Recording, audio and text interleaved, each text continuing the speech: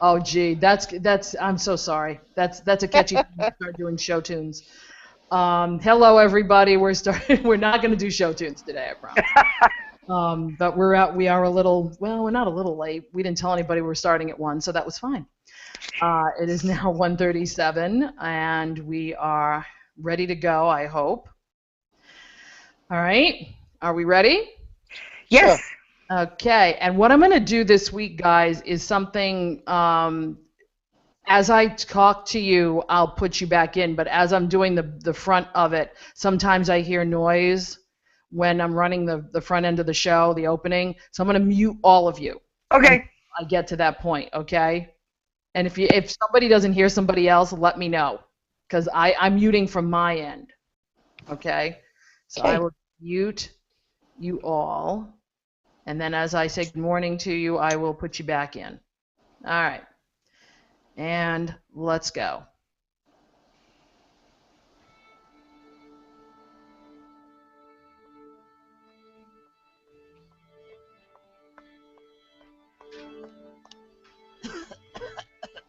Hello? Are you ready? You ready? Then we'll begin.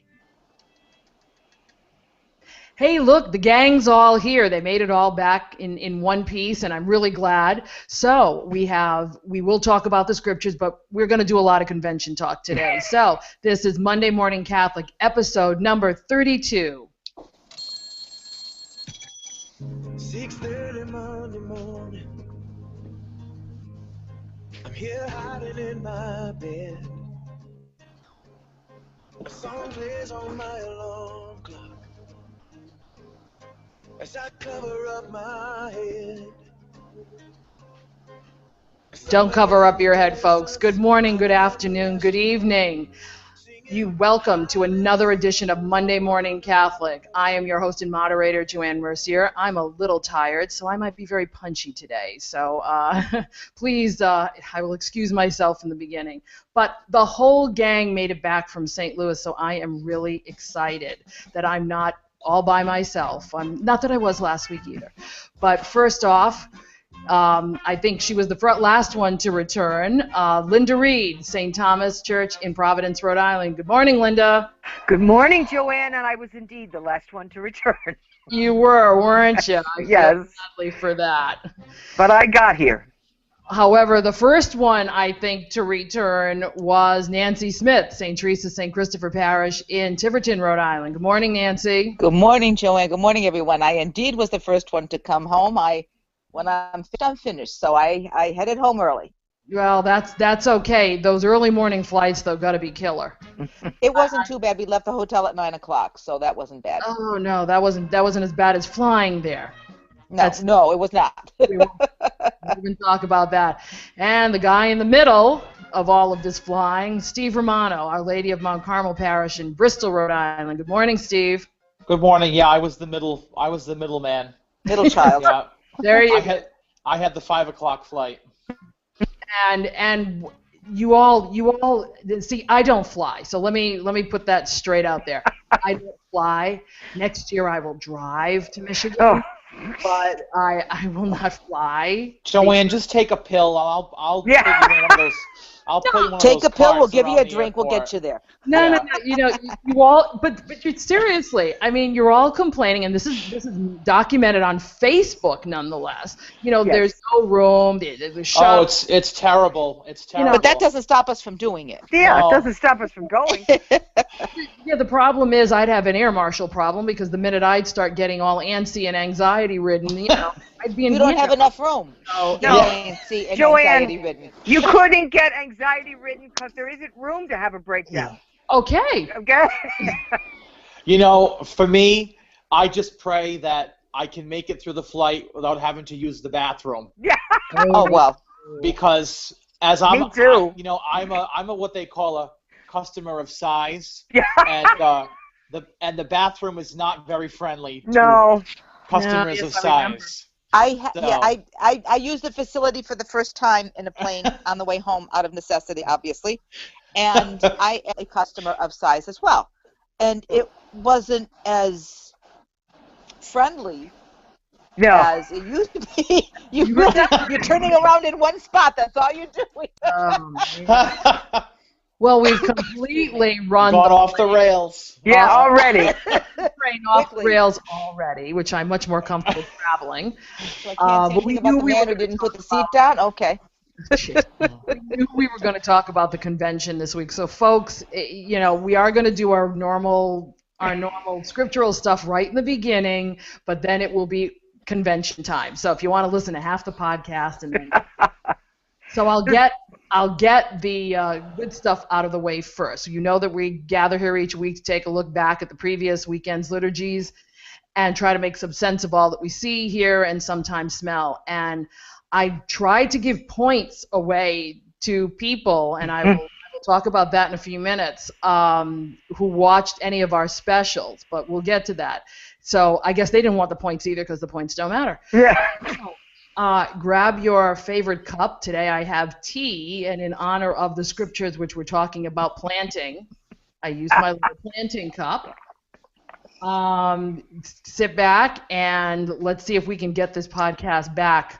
Last week I introduced a new segment because I wanted to give us all a chance to get to know us a little better. 32 episodes in, and still some people don't know who we are and where we come from.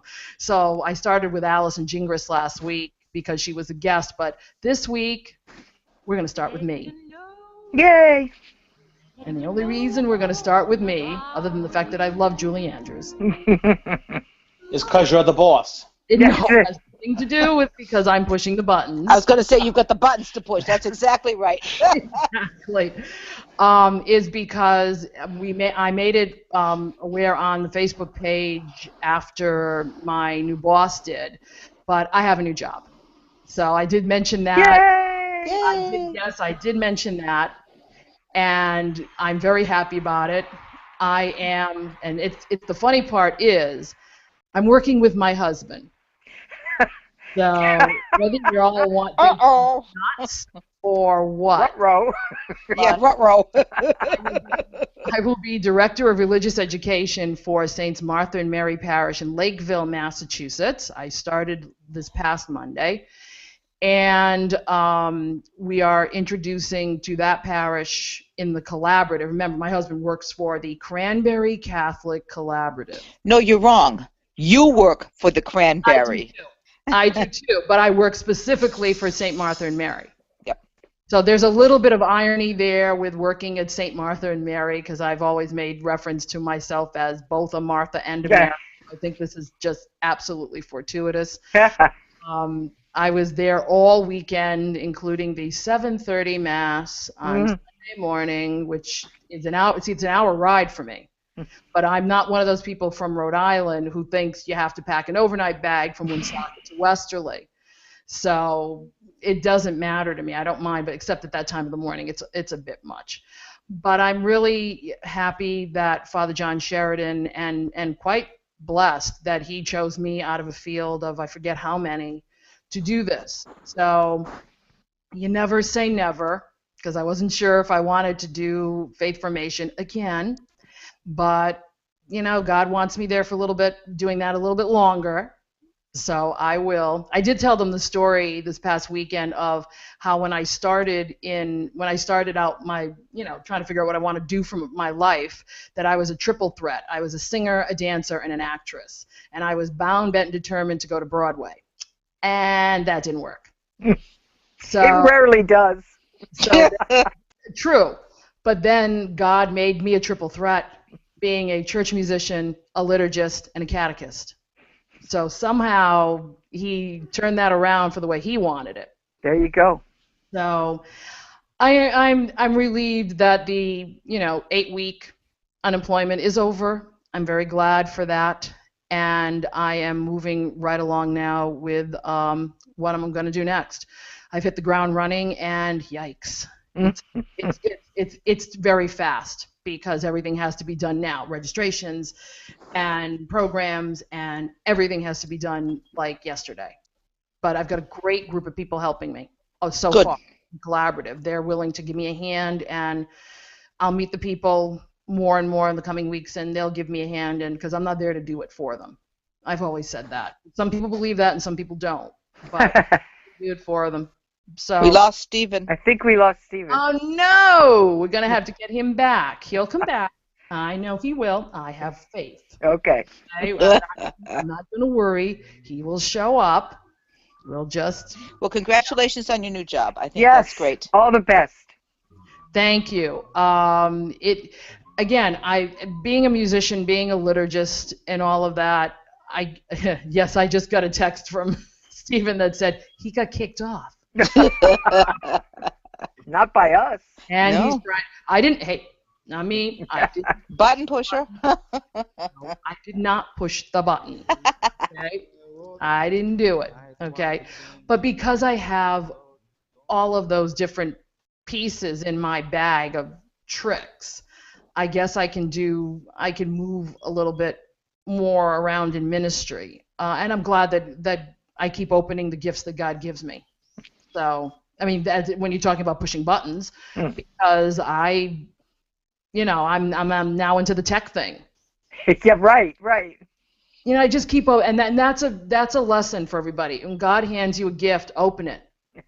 And take it out and play with it a little bit. Because you never know what you're going to find. It's like, I'm not going to do the life is like a box of chocolate. But Good. So that's what's going on with me right now. And moving right along, and I will say now, we did do those 4 specials. If you haven't had a chance to see them, there are 4 specials that these folks, and I want Stephen to come back because I want him to share in this, who never had done anything like this before in their lives, went out, and I said, just go get me a couple of interviews, just so we can put them out. I didn't know if I'd have 1 a day, 3 a day, 12 a day, wasn't sure what's happening, but I also didn't want them to not have fun at the convention either. So it was one of those things where, just go do it, take your iPhone, and then I sent them directions, which were clear, I hope. They were? I had no problem. And once you check in, that was where they were always going, I saw. I didn't have to keep checking in. So, hey, Stephen. Yeah, Stephen's back. Yay. Yeah, that was really strange. I had to reboot and everything. Oh. Yeah. Oh. I know. That's not good. All of you just kind of went silent, and that was it. But here I am. Sorry. We never go silent. Welcome back, Stephen.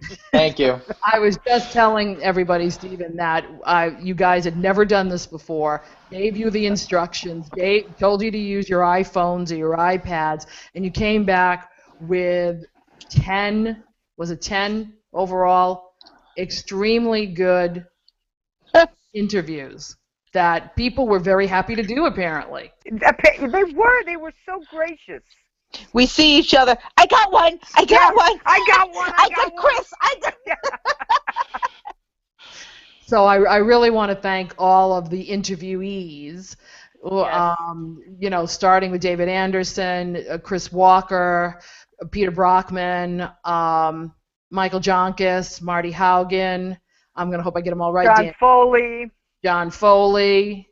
Who am I missing? Dan Schutte. Tom Kenzia, Gail Berberick, Silvio Cuellar. Yeah, Silvio. Yes, I was a little concerned about his name because I've never said his last name before. You did very well, Nancy. He tried to teach me it beforehand because I've always made the L sound and it's more of a Y sound. And his name, I was having a hard time doing that. Cuellar. So I said, I got it. He says, then he kind of looked at me when I said it. He said, well, Joanne will figure it out. That's all right. I put him at St. Michael's Parish instead of St. Patrick's. Patrick's. That was I cleared it up on the website. Yeah. But all of these are on the website. Okay, you can go MondayMorningCatholic.net, and they're all up there. Hope you get a chance to see them. Even if you were at the convention and you saw these people, they didn't say the same things they said to us. So, that ought to tell you. And it was very, again, they didn't have to, but they also understand the power of social media, which I think is why most of them sat down. Whenever John Foley said that he ran a website, I was like, yeah, huh? Yes. He does. And it's quite a complex website. Yeah, it is. If you've ever been over there to see it. I have, and I think I did put the links up.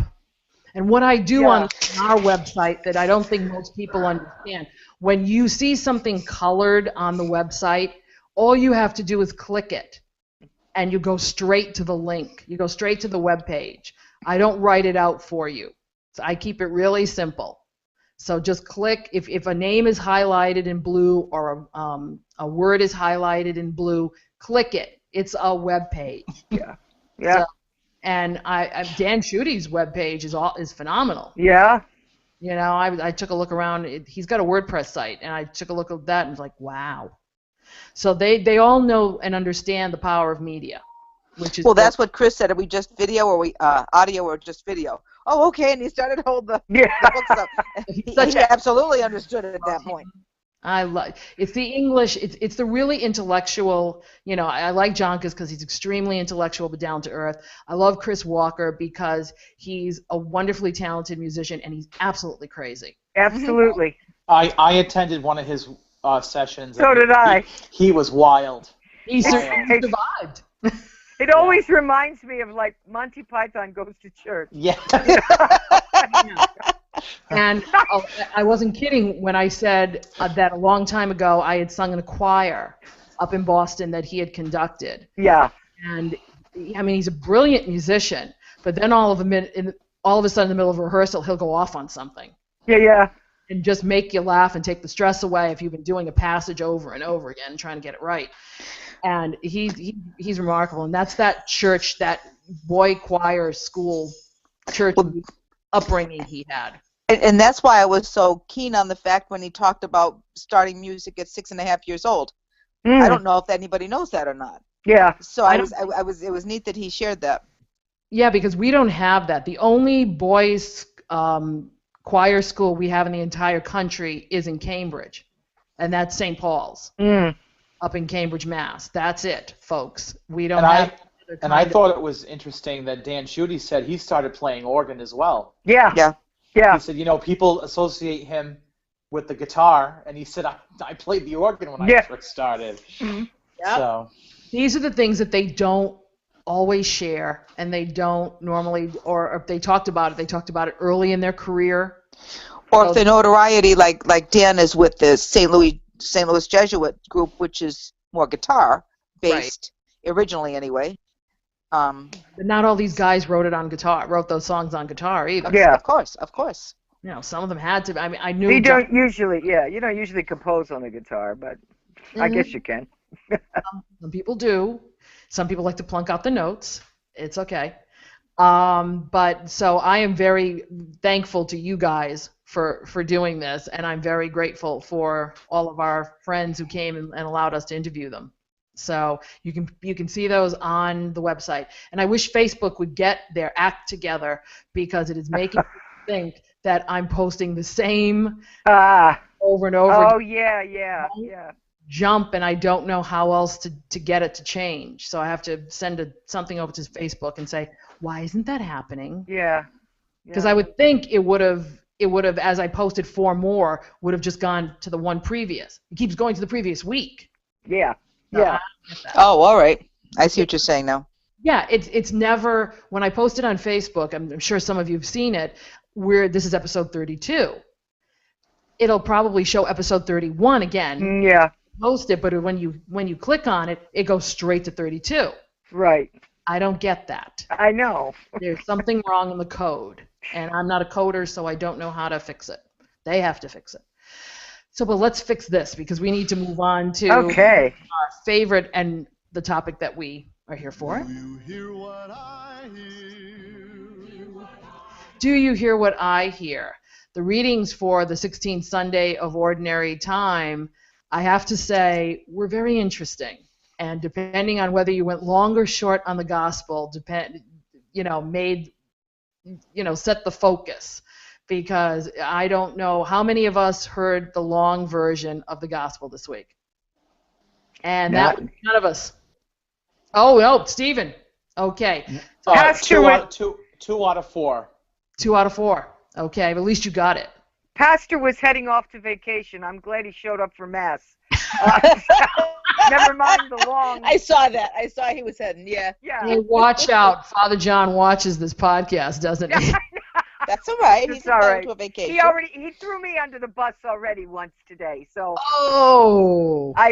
he said, I read the short reading of the gospel and I'm going to preach a short homily. He said, but Linda just came home from the convention and she refused to cut the responsorial psalm.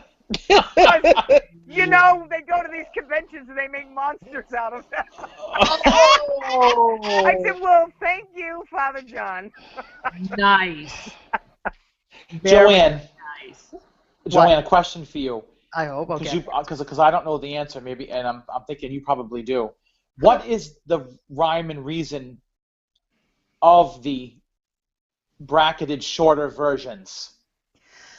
I think it's homiletic in nature, and anybody out there who does really know the answer to this question, probably Bishop Chris Coyne, please let me know what it is. But I'm thinking it's homiletics and also pastoral. I know some guys will say it's summertime, I'm going to do the short version. Mm-hmm. I also know if you want to just hone in on one topic or the one section. Aspect, yeah. Right, then if you do the whole thing, it gets lost. So today's gospel had 3 different parables in it. And right. If you only wanted to concentrate on one, then you didn't read the rest of it. If you wanted to concentrate on either 2 or 3, you had to read the whole thing to get it. But let's start with the first reading, which was Wisdom 12, which, let me tell you something. Yeah. It was like a run-on sentence. Yes.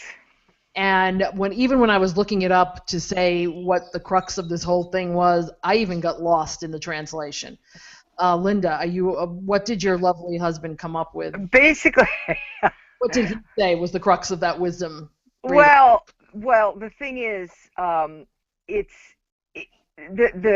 thrust of the reading, what you want to take away from it, at least I think this is it, is that even though God is the master of all might and the creator of the universe and the wonderful entity that he is still lenient, clement, and merciful. All right. Because it almost sounded like a run-on sentence, and I heard it 2 out of 3 times with lectors, and they were struggling. Yeah. So there was just no place to put it.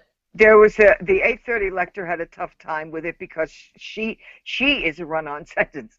But she tends to move very fast, and so she was having a hard time with it. Okay. But I think that's the whole point, is juxtaposing these 2 qualities of Yahweh. That he is the mighty one and yet the merciful one.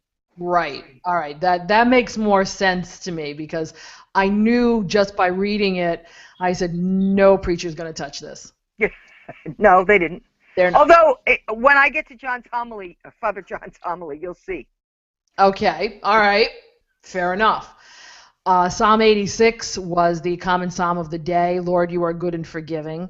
Being in the new parish, they have the World Library we celebrate. So they subsequently have the Psalms from World Library. And it was a nice psalm rendering of 86. It was from their psalmody, but I liked it.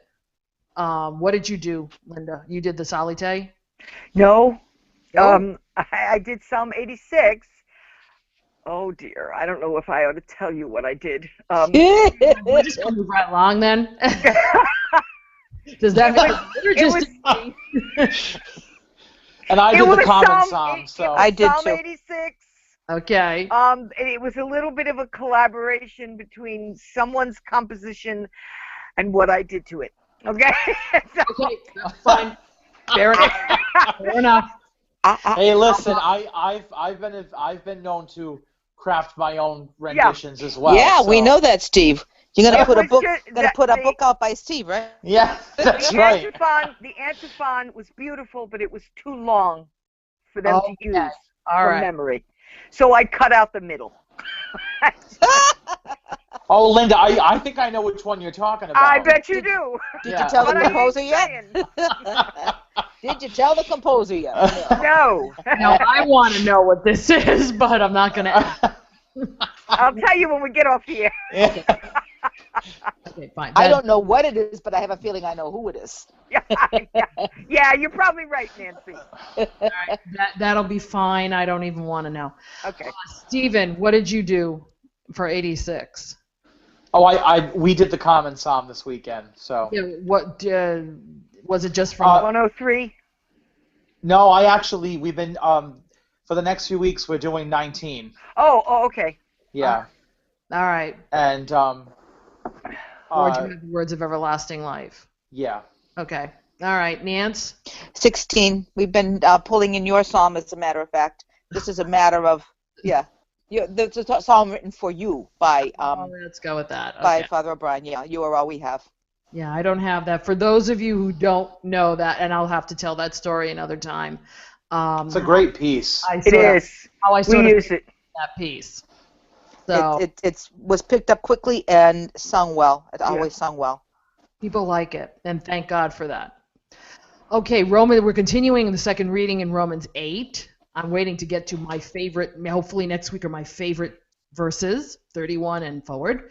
But we're still at 26 and 27, and my favorite line is, the Spirit comes to the aid of our weakness. I talk. It's almost like, Spirit comes to the aid of my weakness. Now. Well, I'm talking. Now. But it had to do with prayer. And what's probably going to happen is I'm probably going to use that when I talk about generations, because that's the generations we're going to be doing this year is on prayer. So I figured that this might be a good lead-in.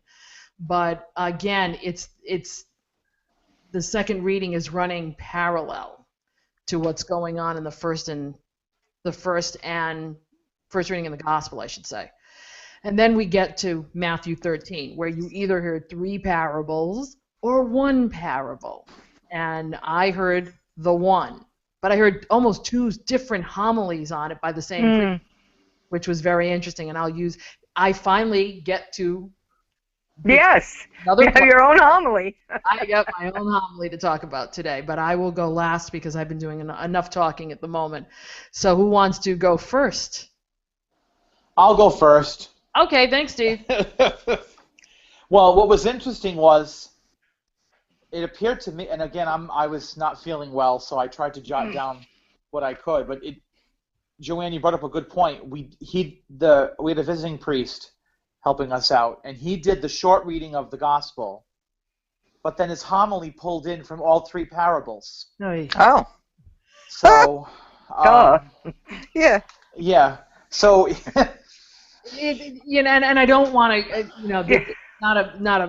this is not meant to be a criticism. No, it was just, as I was jotting the notes down, because last night I heard the long form, and then this morning, and I didn't take notes last night. This morning, I heard the short form, so I knew what the 3 parables were, and when he was giving his homily, he brought in some points of, I think at least the second parable, and maybe even the third. But he basically said, on the surface, the gospel might be taken as a simple lesson on gardening, but it's more of a lesson on God's mercy and God's patience, and how life is filled with good and the bad, and but then he focused on why does God allow evil. This week he talked about the Malaysian Air incident, and so he said rightfully so, a lot of people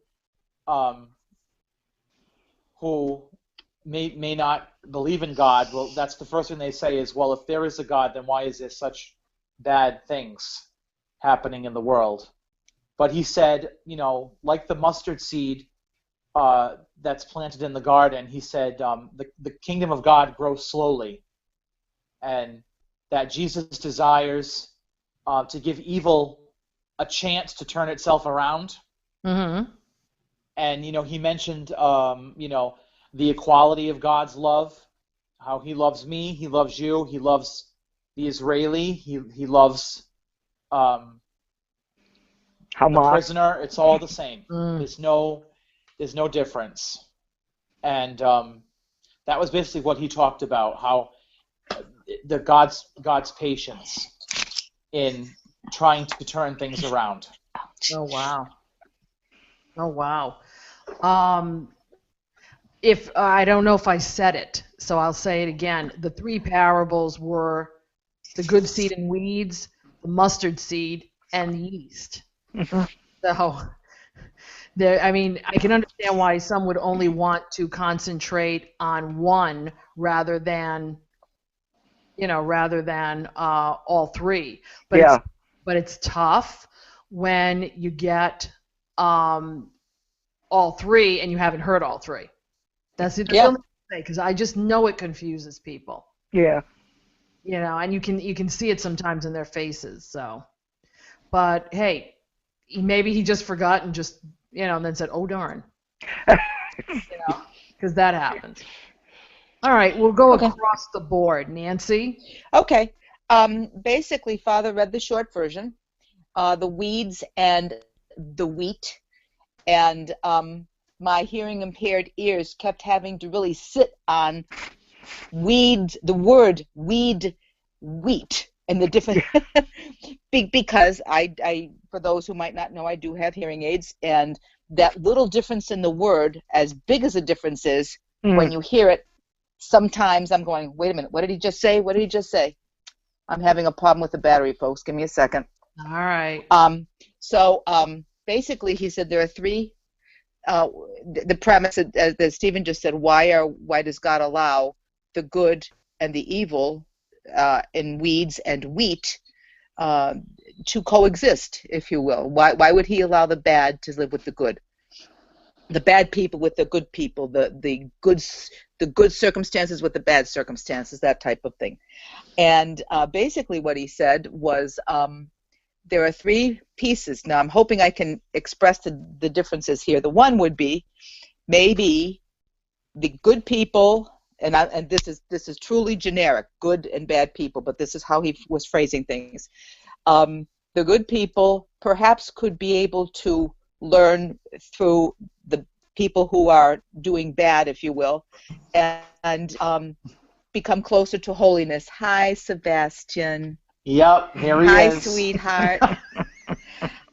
So that would be the good that would be gained for the good people. Now, the second piece would be, how could perhaps the good people influence the people who were doing bad, if you will. Now, I'm really simplifying this, but he really gave it on simple terms, so that's kind of where I'm going. So the good learning from the bad learning from the good. So that's why it would coexist. And the third, it was tough for me to get a clarification on this, because it kind of sounded more like number two, but he brought in experiences and that type of thing, where both would learn from the other, and the greater world would gain, and so the third one wasn't as clear, and that was partially probably me versus the pastor. But I kept thinking, the difference, yeah, okay, come on. And so I had a little bit of trouble distinguishing the third piece. But the first two were good enough for me, to have those of us who feel we're in a good space to continue to learn from the bad and become holier, and to perhaps, number two, bring along the line, perhaps a person who's in a bad spot, perhaps bring them along on their trip towards holiness. And so that was a good enough thing for me to know why the wheat and the weeds coexist. Oh, there you go. All right. And you used your phones to record. You need to record these homilies sometimes. Because I almost did it this weekend, but I didn't want to scare people. New place, like if I took the phone out and started recording. I have not recorded with my phone yet, and I have to learn exactly how to do that. Remember I said that a couple weeks ago? Okay, I'll send you the directions on that one too. Technologically challenged here at times. Not at times. You do very, very well. Linda. It sounds like everybody kind of took a page out of the same book this week. Okay. Father John talked about, he said there's something about today's gospel he finds both challenging and comforting. And that Jesus reminds us that in the eyes of the Father, we all have the potential to be wheat. And sadly, we also have that same potential to become weeds. And there was one line, he made no bones about the fact that he used the homily helper this week. He said there was a line that he came across that he really liked, and that line was, God's lenient mercy buys us time to outgrow the weeds and produce a harvest of wheat. I like that. So that the mercy that we heard about in the first reading allows the weeds and the wheat to grow up simultaneously. And those of us who might be in the weed category have potential to become wheat. And vice versa, unfortunately. He also talked about the parent metaphor, in that, you know, as a parent, those of us who have been parents, when your kid starts to do something and you see he or she's going to fall or sink or get electrocuted, you run and try to keep that child from doing it. He said God, on the other hand, lets you go ahead and make the mistake, doesn't rip you out of the ground right away, and maybe learn from that mistake and not do it again. So he closed with, again, looking around the world this past week, the plane being shot down, Israel sending ground troops into Gaza, and we wonder why God is allowing all this. And he said, well, it's as difficult and as easy and as simple as the weeds and the wheat, and that God is just so much more patient and merciful than the rest of us. And thank God, we're not God. Ooh, yeah, exactly, because yeah, you don't have the patience. Yeah, you can go around and pull up those weeds. Get rid of them. Yank them by their toes. Yeah, that's what my husband does in the garden. Yeah, yanking out those weeds. Let me tell you.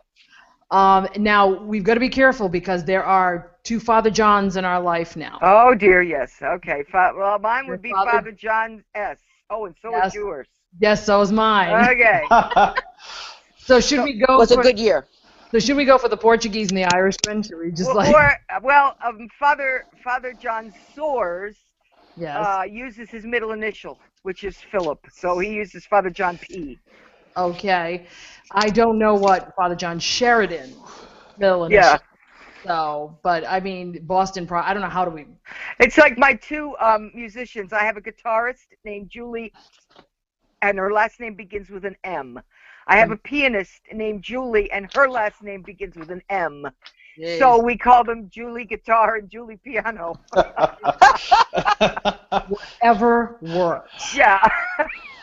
Well, Father John Sheridan, I had him for 2 of the 3 masses this past weekend, and I'm going to use the second homily that I heard of his because he got personal. So I tend to like that type of thing where when they can get personal and talk about, themselves. Sure. He started talking about his going to seminary. Like he didn't go to Catholic school. He went to public school, but he knew he wanted to be a priest. So he went to seminary college for 4 years, and then 4 years at St. John's Seminary in Brighton, Massachusetts. So he said his college days were wonderful because he's a bit boisterous. Okay, he's a fun guy, but he's very deep at the same time, if you can put those two things together. And he said college was great. He learned a lot. People liked him. Everything was fine. Then he got to seminary. And he said, and it was almost like they wanted him to fit a mold. Sure. Because their job is to produce the most professional clergy And then that should be their job and that should be what they're doing. But he was not, sort of that way. So in college he was more wheat, and in seminary he was being looked at more as weeds. No. He can be both, absolutely. Yeah, he can be both. And he said the turning point was when his father died.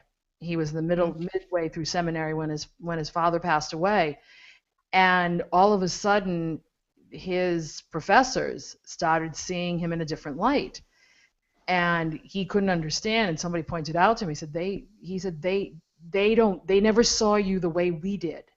That they could see both sides of you, and now they're seeing it, and now they're seeing you as wheat, and not as weeds. Because yes, he's a little unorthodox with some things, but he's what I need right now, which is why I went ahead and said yes. And he was very, very personal in this homily, and then said, he said, I'm a very patient man. He said, but I am not as patient as God is patient. He can do so many things, and God is still very patient with us. And we need that because, of the way the world is. And, of course, he brought in all of that as well. So I wanted to use more of the second homily rather than the first. And then I heard there was a homily about the Cubs and the Red Sox, but I won't even go there. Oh boy. Well, I think it had to do with being patient. How the Red Sox, everybody's impatient now with the Red Sox because they're losing, but the poor Cubbies never win. Yes. So I think it had something to do with that. So please, Rory Cooney, I'm sorry. Even though your Cubbies beat us this year, you just aren't going to win the World Series either. So. But anyway. Geez, I wonder if we should have all sung Patience People today. Huh? Yes. That would have been interesting. A little out of season, yeah. But it would have made people notice. Yeah. Maybe, but everybody go down that line. And I think that's why they didn't want to use the whole thing, because how were they going to bring the mustard seed in, or how were they going to bring the yeast part in? Well, here's the thing. We only read the short reading, but I used, as a second communion song, I used Dolores Duffner's text, The Reign of God, which brings in all three parables. Oh. So I'm up there singing about the yeast, and everybody's going, huh? Okay, but I did get the weeds and the wheat in, so I guess they figured I was on the right page. Yeah. But it is interesting that we can be either wheat or weeds and go back and forth. And truly, there are some weeds I think are flowers. And and you don't know until you pull them out and find out there's no grounding in them. Yeah. It was tough for me because one of the things the priest said was, and there are experiences that people do, you're trying to be wheat, and then there's a weed that comes along and tries to bring you down. Yeah. And I'm thinking of an experience of a parishioner that was in the assembly, and it was everything I could do not to stare her down. And now. So I think Joanne understands what I'm saying more than you guys might. But anyway, so she was pulling me down. I was heading towards the wheat section, I think.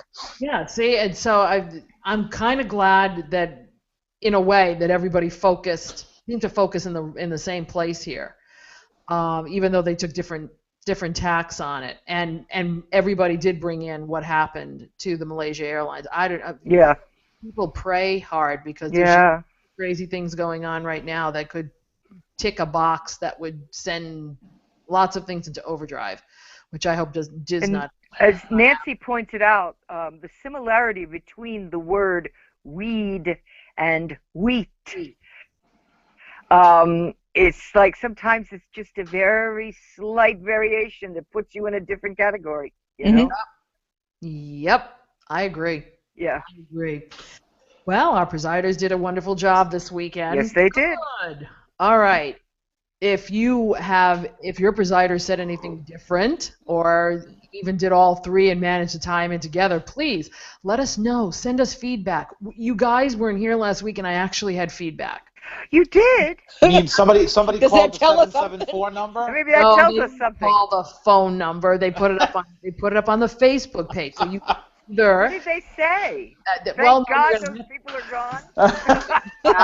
Go back to last week's episode. She was great. Keep her on, you know. Yeah. Which no one apparently listened to or watched. Well, we were busy last week. I love you guys. But go back and you'll find out. But MondayMorningCatholic@gmail.com, Facebook.com/Monday Morning Catholic, or that lovely number, 774-955-0659. That is the voice feedback line. Any way you can get it to me, get it to us, and we will look at it and answer it. Okay? Oh dear. I'm wondering if I'm having a slight problem here. What am I sounding like to you guys? You're fine. Right. You sound normal. I sound normal. Okay. Okay, maybe that was a good thing then. All right. I just had a little bit. I almost had a heart attack. I thought I was not recording properly. Oh dear. Yeah, that would. No, I can't stay for much longer, so no. We Yeah. can't do it again. Yeah, but we're just going to move right along because we all want to know what happened at the convention. Oh boy. I've got questions. I'm not going to go free falling. What here. happens at the convention stays at the convention. But, Well, some of us brought something home, but I won't even go into that. you want to know that. And we're trying to get rid of that same. Email and we'll tell you. But let me ask a couple of good questions. First of all, your impressions of the new NPM president. He spoke positive. Very well. Yeah. He did. He usually does. He's very personable. Yes. He was around everywhere. Yep. I stopped him at one point and congratulated him and told him that I would certainly pray for him because the organization needs some strong leadership. And I did the same. I got a chance to. I saw him before Chaos hit Monday, and I did the same. I wished him well, and because we're both from Baltimore. Thanked him for saying yes. And Joanne, on Friday morning, when they do the recommissioning of everyone, they brought him up. Linda, you were there, so you remember this. Yes. He asked for everyone to pray. He asked for everyone to pray for him. Good. Just like and he said, in the manner of Francis, he said, I'd like to ask for everyone's prayers. Good. And he knelt down, and Father Ray East came up, and we all held our hands out in blessing and sang blessings. Oh, good. Yeah, he would. Father Ray East would do that. That's perfect. Good. I'm glad. Because I do think, he's coming in at a time where there's a lot going on, and the association's been around for a while. It needs some different direction, and so I have a feeling, and he's a liturgist, so of course he can't be all bad. Yeah. And I've been saying that for a long time, and I'll keep saying it. I don't care if people yell at me. We need more instruction on liturgy in order for the music to make sense. So the more musicians can understand the liturgy and work with it, the better off all of us are going to be. Yes. So I give him credit for taking it on. I will ask the good question. Convention liturgies, can you ever try them at home? Not wholesale. I mean, I think people get nervous. Let me preface this with people get nervous when they see pictures of convention liturgies. Right? The liturgist in me is here to tell you it is so difficult to do a convention liturgy not in a church. Yeah. And it's even difficult to do it in a church. Yeah. Because of the just vastness of what you're trying to do, but it's worse when you're doing it in a convention hall. So with that in mind, I thought it was a beautiful liturgy. There are sometimes the liturgies, they try to see how much brand new and obscure music they can pack into a liturgy, so that instead of prayer, you spend an hour and a half sight reading Yes. which is not fun because you've been sight reading for 4 days. Right. So you really feel like you would like some prayer. Well, while I didn't know every piece of music at this liturgy, it was accessible enough to me. Good. That I was able to sing and pray at the same time. Because that's my pet peeve. My pet peeve about mine too. Is Mine too. all of the new music you get. I don't mind hearing a few things new, but well, Joanne, I mean, I didn't. That was the night I wasn't feeling good, so I was back at the hotel. But I looked at the program, and they opened with, I think, Jesus Christ, our sovereign King. And wow. they closed with Faxted. Wow. For yes. practical purposes. Wow. So it seemed to me it was a very straightforward, traditional in the sense of the word. Right. Jim Chiponis had written a text to Faxted where the beginning of the tune was like a refrain. And yeah, it's called We Are One in Christ. The second half of the tune was a verse. Nice. And so it was really, really nice. So while it was new, it was not, You knew the tune and you could sing the text. And I think in my experience, because I've been to a number of NPM conferences in Eucharist, and I think the one that was the hardest was, for some reason, they decided they had a mass setting commissioned for the conference. Yeah. So all the mass setting pieces, everybody's sitting there sight reading. Yeah. Because you don't have them ahead. And they weren't easy. And they weren't easy. And you sit there and you go, why do they do this? Holy, why do they do this? Why do they do this? Because you can't pray. Yeah. That was the way it was in the beginning, because that's when I was first doing that. It was, everything was commissioned. Yeah. After, that was in the 80s. And when we got to the 90s, I got tired of it, because it was like, why does everything have to be the commissioned? other thing that they commissioned for this was they commissioned Michael Jonkis to write 2 more verses for Come to Me, which is a piece that I have known and used. I love that piece. For forever. It's one of my favorites of all times. It's on the funeral list, Right. Of course, I'm going to have a 4-day funeral to get through all the stuff that's on the list. Okay.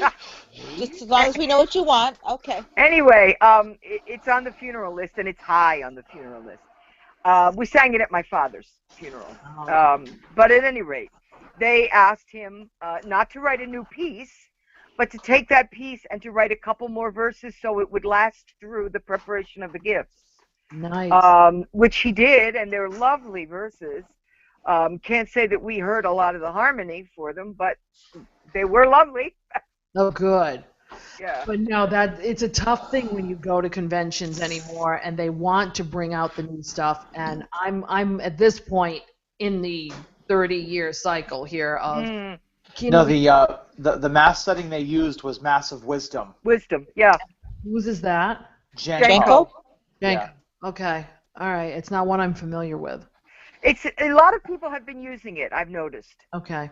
It's Joanne. It's musically, it's very, very busy. Okay. There's a lot of movement in it. Yeah. My personal opinion is it might be a little challenging. Okay. I didn't find it that difficult to pick up. But we're musicians, so perhaps. Yeah. Yeah, but I'm not exactly sight reader extraordinaire either. No, but I mean versus if it was a Eucharist for educators or something like that. Yeah. Maybe they wouldn't do that because of the higher increment of difficulty. But sure. For us, they figured we could. I thought it was pretty myself. Yeah. Yes, it's very nice. Very pretty. If it was a convention of educators, I'd be using Massive Creation and yes. Tell Me Not. Well, and that's my point. That's my point. Because they'll sing it. It's interesting. If you listen to the interview with Marty Haugen, he's so tremendously humble about that. It's like, I mean, I saw a need and I filled it. It's like, and everybody and their brother is using it, And I think he kind of thinks that, it could have happened to any of the settings, but it happened to happen to his. Yeah, right. I think he does. I would agree with that, but the beauty or wisdom of that piece, absolutely, that he wrote it and he orchestrated it for so many different Absolutely. Yes. And he said that was the need. If you go listen to the interview, that was the need in his parish at the time to bring together the adult choir and the ensemble. Right. To try and bring them together with ensemble-based music and organ music. Right. And it stuck because it's melodically accessible. And a lot of people had the same problem. Yeah. You know. Yeah. So that's the thing with convention, anything convention, because you get nervous when everybody tries to bring it home. Yeah. Yeah. It's like, let's see what we can, if we can wow them. No. Because that every instance of liturgy is the same and different at the same time. Yeah. It's the same formula, but it's a different space. If you can get that. It's and a different group of people.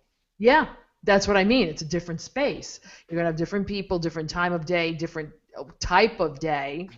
Because if it's raining and wrong, you don't want to sing, and people think we're crazy when we say that, but it's true. That was it one is of true. The weather affects it tremendously. Points. Yeah. So, but let me ask you, and I have to now that you spent a week with the convention app, was it everything I thought it would be? It was great.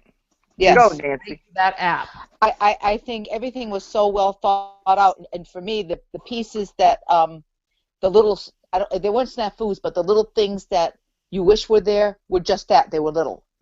Okay. And you could figure out within 5 minutes. You could figure out, well, I can do it this way then and get the same thing that I want. So, for example, every time I wanted to look at the click on a breakout to find out where it was taking place, if I had placed it on my favorites list, it would go back to the top of the favorites list, and I had to scroll back down, especially when you got towards the end of the day. Yeah, that was a coding problem. So it was a small thing, but it was a thing that as the week went by and you had to continue to keep scrolling, there was a small issue. Did it bother me? No, because the whole thing was just so well done. Mm-hmm. And that just happened to be one piece. And when I had my favorite listings up, the tabs didn't work, and I'm not sure if that was another coding piece or what. So I couldn't go to just my favorites on Wednesday or Thursday. And I'm sure that's something they thought of, so maybe it's something that just didn't transpose through. I don't know. Yeah, sometimes little things like that, just little. Yeah, because I spoke with the creator, Peter Brockman, before you interviewed. Yeah. And he just told me what the need. He went last year to Washington, and he watched all these people walking around with their iPads and their big thick books. That there's got to be a way to do this. And the book was even thicker this year and heavier. Betty didn't bring it home. Yeah. Really? Yeah. Oh wow, because Betty had a copy, didn't she? She had a copy. That's right. And I did too, and I also left it there. So did. So it was. Yeah, Joanne, I think it was very well received. Big book. Yeah. Yeah. Yeah. See. And there were times, to be honest, there were times that I wish I had a book because you get so used to having something substantial in your hand looking through. Mm-hmm. But that didn't last too long. I didn't have to carry that heavy book everywhere. Yeah. So. But you have to give them credit because they're trying to get with the new technologies. So. And when I interviewed him, that they just off the cuff things that they have thought about since the app's creation and the conference, but even before the conference started, there were things that they knew that they felt that they wanted. Right. And so he already has a list of things to add in and whatnot. And I can only think that this has places to go for any conference. Any group getting together. That's what I told him personally, and he hadn't even thought of that. I said, Peter, do you realize that you've created something that can translate to the NCEA, to...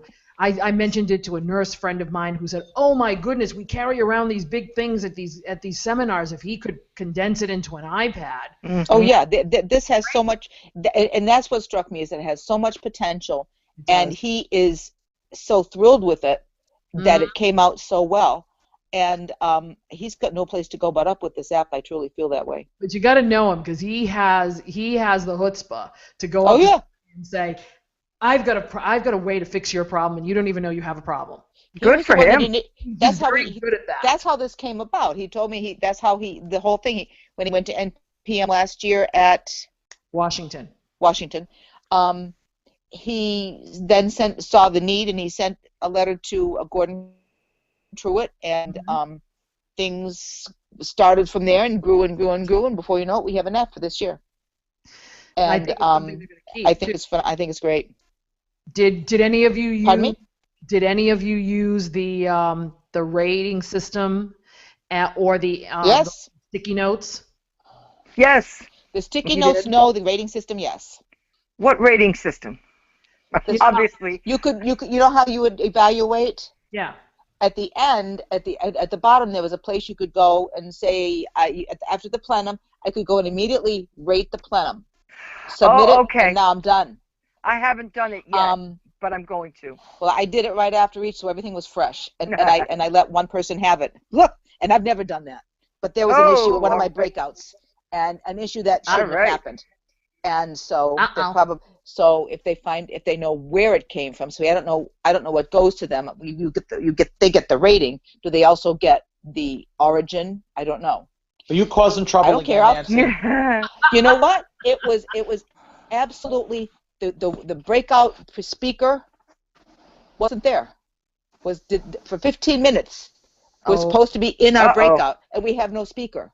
Oops. And then she comes in and it's like, sorry about that, guy. And we just talk about it for 5 more minutes, so 5 more minutes is wasted. Oh. And I'm thinking to myself, I'm not happy here. No. And then everything else was the way she presented. I don't know if that's how she anticipated to do that, but it was too unprofessional to me. Yeah, at that point, she probably knew she had lost her audience, and she probably quite didn't figure out how to get them back. Well, we were there ready to go, and we didn't. Nobody left. We were waiting because we needed this.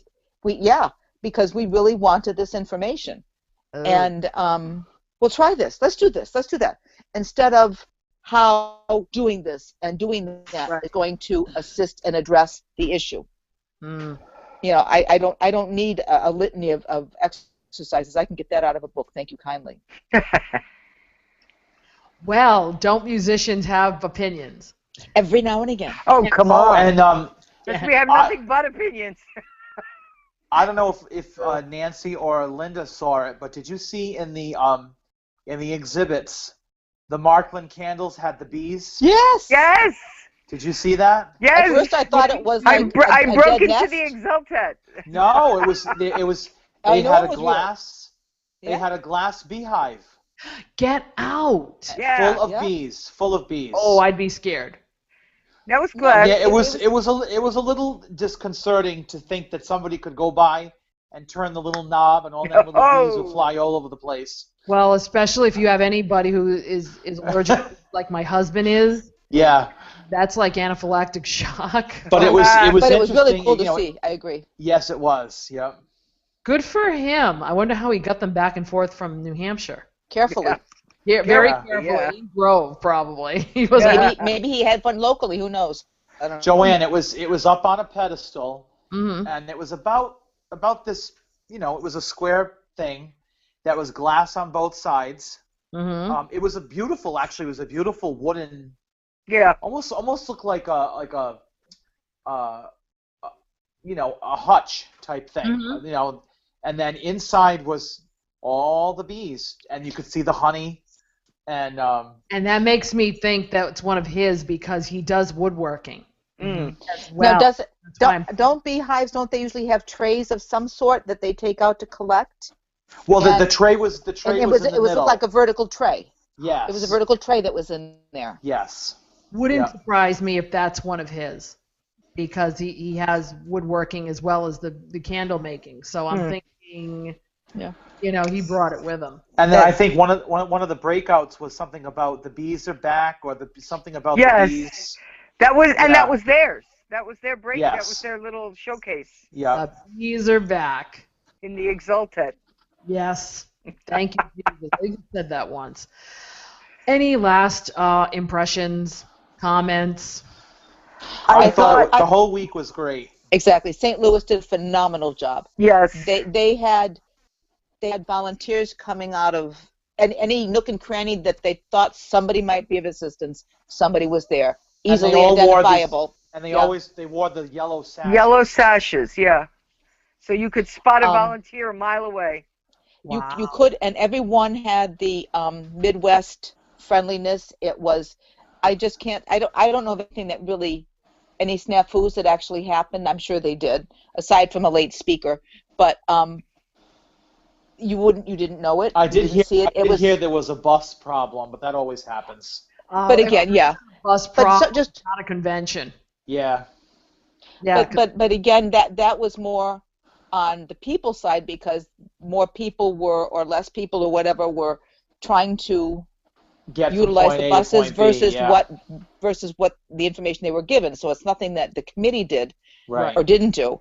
But I thought it was so well run. I give kudos to St. Louis. I do. Yeah. Good. It sounds like even on Facebook I saw a lot of people saying that St. Louis has done a great job. So kudos to them. They'll probably go back again for another convention in another 5 years. Poor people. Well, it's been 21 years, so. Yeah. Wow. 93 they said, wasn't it, guys? 93 was the last one, I think. Yeah. Yeah, I thought they said 83, 90, 93, and then 2014. Yeah. Okay.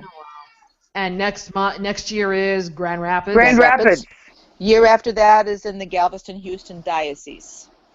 Grand Rapids I can drive to. The next one, Joanne, we're gonna take 2 years. I'm gonna get you on that plane. Better people have tried. If I have to go get my pilot's license and I buy myself a little plane, we're gonna get you on there. I know a guy who has a private plane. Let's see what we can do. It would be a whole other episode to explain the irrational flying that I have. I think we're going to call it a day on that one. Okay. That sounds like it. Well, you guys had a great time. I'm so glad you had fun. I'm so thankful that you sent back stuff for me and for everybody else. I think also it seemed to me there were a lot of new faces. Really? Yes. I didn't. There was, I've been going since '97 or '96, mostly every year. A few years I missed, but there are always, you get to know people, and there were a lot of people I didn't recognize this time. Yeah. I think you always get a larger influx of the local people because it's local and transportation costs and such don't exist. So that could be it. Yeah, which is why I think they need to move it around the country a lot now, because without doing the every other year, when we started it was every other year. For the national, yeah. But leaving the hotel, Linda, you were with us. We met the gal. Yes. That's one of the co-chairs of Galveston, Houston. Yes. And she gave me her card. She said she's very, very nice. She's originally from Connecticut. She's the head of the chapter there. Yes, and she's originally from Connecticut. Oh. What can we do for her? Yeah. Yeah, she said, please look me up, send me a message, and we'll get kind of in contact back and forth. Yeah.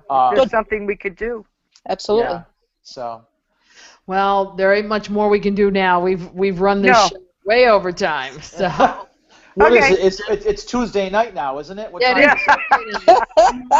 Again, if you want to send us some feedback, mondaymorningcatholic@gmail.com, facebook.com/Monday Morning Catholic, the voice feedback line, 774-955-0659.